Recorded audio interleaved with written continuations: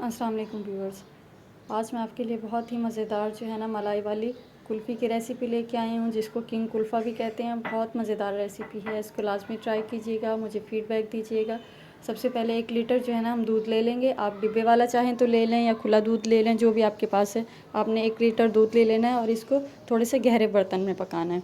गहरे बर्तन में क्यों पकाना है ये मैं आपको आगे चल के बताऊँगी। तो सबसे पहले जो है ना हम इसके अंदर 3 से 4 इलायची डाल देंगे खुशबू के लिए। अगर बाद में जो है ना आप इसको निकालना चाहें तो एंड में निकाल भी सकते हैं, मतलब किसी को फ्लेवर अच्छा नहीं लगता तो आप इसको निकाल भी सकते हैं। अब हम इसको उबाल लेंगे। जैसे इसके अंदर उबाल आएगा तो इसको जो है हम मज़ीद पकाएंगे। 8 से 10 मिनट तक इसको हल्की आंच पे पकाएंगे ताकि दूध जो है हमारा अच्छी तरह से पक जाए।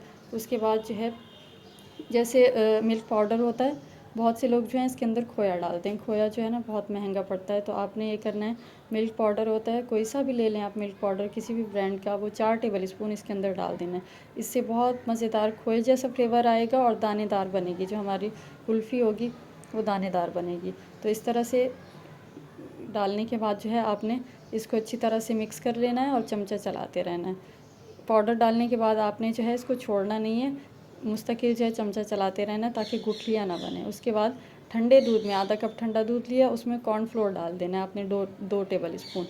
इससे जो है इसमें गाढ़ापन भी आएगा और इसका जो टेक्सचर है वो क्रीमी हो जाएगा बिल्कुल। कॉर्नफ्लोर जो है हम इसलिए इसमें ऐड कर रहे हैं। ये अच्छी तरह से मिक्स करने के बाद इसमें जो है ना हम डाल देंगे, और आपको दूध की शक्ल से ही पता चल रहा होगा कि आँच हमने बिल्कुल हल्की रखी हुई है।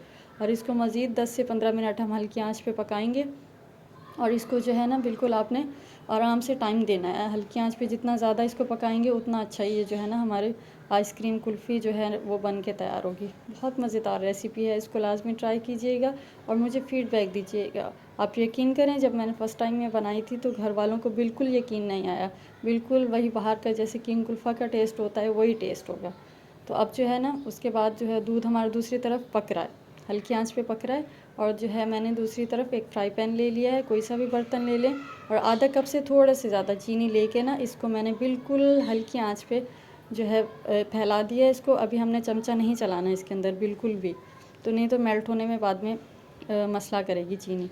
बिल्कुल जो है ना आपने इसको छोड़ देना है। चीनी मेल्ट करते वक्त जब भी आप चीनी को कैरामलाइज़ करें तो आपने इस चीज़ का ख्याल रखना है, सब्र से काम लेना है आपने। बिल्कुल जो है ना इसको हल्की आंच पे बिल्कुल छोड़ देना है। जैसे ही हल्का सा ट्रांसपेरेंट होने लगेगा तो आपने फिर इसके बाद इसके अंदर चमचा चलाना है।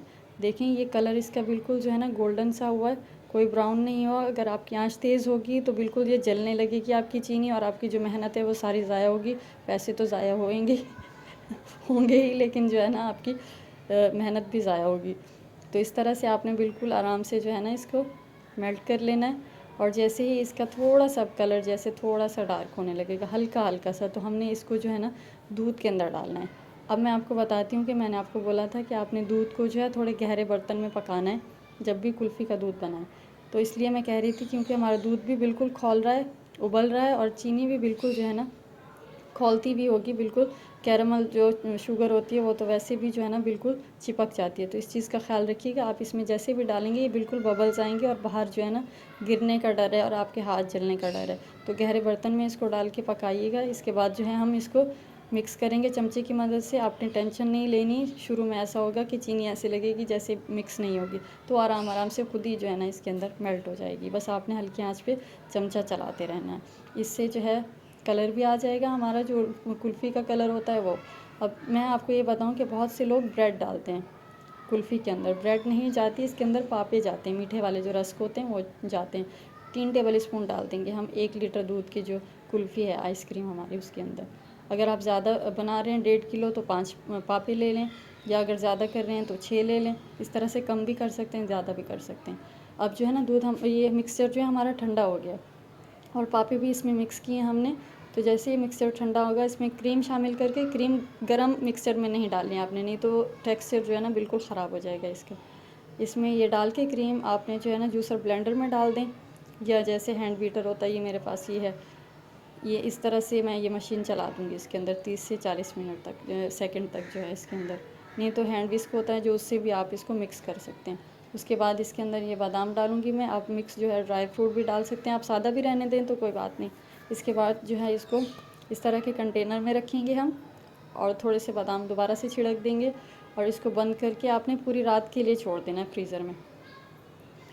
और जो है बहुत मज़ेदार होगा। और इस तरह से अगर आप इसको बनाएंगे ना, इसमें ना किसी किस्म का जैसे क्रिस्टल्स आते हैं बर्फ़ की तरह, वो बिल्कुल नहीं होंगे, बिल्कुल मुंह में घुलने वाली जो है ना ये कुल्फ़ी बन के तैयार होगी। इस तरह से प्लास्टिक के मोड़ ले लें या गिलास हो आपके पास वो ले लें, कुल्फ़ी के सांचे हों, जो भी हो वो।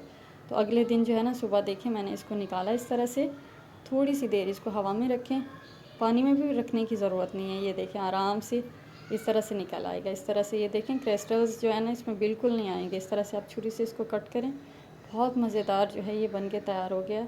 और एंड में जो है ना जब आप इसको रखने लगें बर्तन में जब पका रहे हों, तो मैं आपको बताना भूल गई थी कि हाफ़ टी स्पून जितना जो है ना आपने इसके अंदर केवड़ा वाटर डाल देना है, तो बिल्कुल किंग कुल्फ़ा वाला टेस्ट आएगा।